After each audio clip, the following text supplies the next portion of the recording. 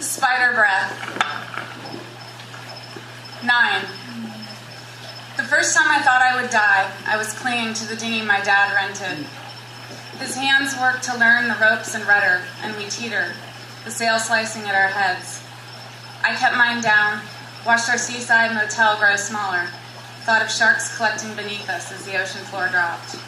He battled and shook, but his hands didn't learn, so his mouth leaked a wake of dirty words. The words in my mouth soured from sitting. Look what you have done. Jumping in, hanging on, neither was going to save us. 22. Somewhere in Humboldt County, the car in front of mine hit its brakes, so I hit mine, right in the middle of the highway. Everything stopped but my boyfriend's mouth. How I remember it.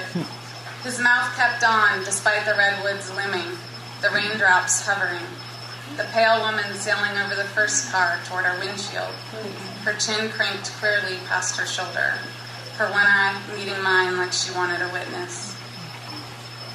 11. My babysitter Mary sprayed her hair high with Aquanet, stacked it up like a pile of black cotton candy.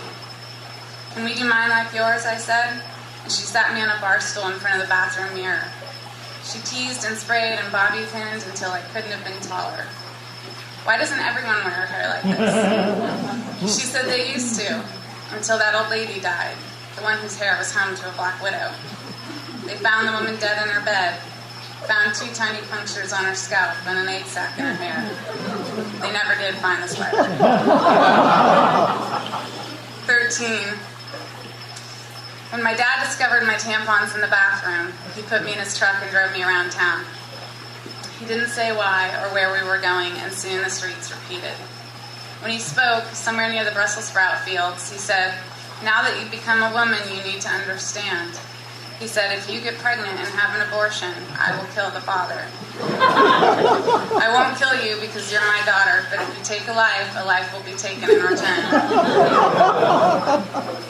After that, he turned the truck around and drove to Safeway, picked up some hamburger meat and ice cream. 30.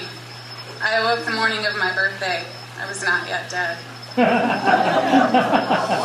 6.